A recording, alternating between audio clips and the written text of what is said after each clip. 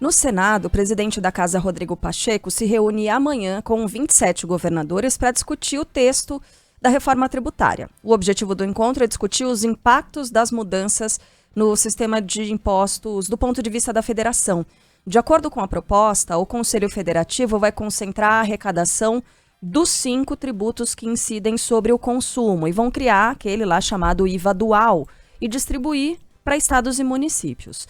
O órgão virou alvo de divergências entre governadores do Sul e Sudeste durante a tramitação do texto na Câmara.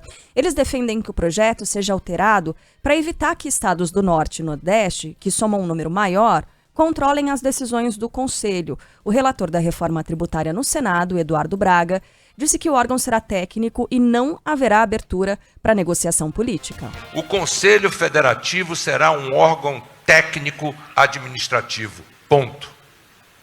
Não tem espaço político no Senado da República para que esse Conselho Federativo tenha outras funções. Caso contrário, existem inúmeras emendas, inclusive com propostas radicais até de extinção do Conselho Federativo, o que inviabiliza, inclusive, a metodologia aprovada pela Câmara. Esse aspecto aqui do Conselho Federativo era um dos que impediam a aprovação da reforma tributária. Houve muita discussão e muita reação negativa por parte dos governadores, porque como funciona hoje, os estados arrecadam e os próprios estados redistribuem esses impostos, esse valor arrecadado volta para a população da maneira como aquele governo decide, aquele governo daquele estado. Com a reforma tributária, essa arrecadação se concentra no executivo.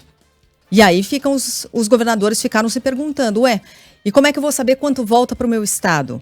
E como é que vai ser essa distribuição concentrada no governo federal? Como é que vai ser isso? Aí, diante da recusa de governadores de apoiarem a proposta da reforma tributária, veio essa decisão pela criação do Conselho Federativo, que agora, de acordo com o relator da reforma tributária, Eduardo Braga, há uma definição para que seja um órgão técnico, mas gera ainda muita desconfiança por parte de governadores de como esse dinheiro vai voltar, quais serão os critérios para o retorno desse dinheiro para os estados. Eduardo Braga já pediu ao Ministério da Fazenda um estudo simulando a alíquota do chamado IVA dual, com e sem as exceções aprovadas na Câmara. Segundo ele, a diferença foi de 5 pontos percentuais, ou seja, o imposto pode ficar entre 22% e 27%. Com isso, uma das ideias é criar um teto para impedir um aumento da carga tributária.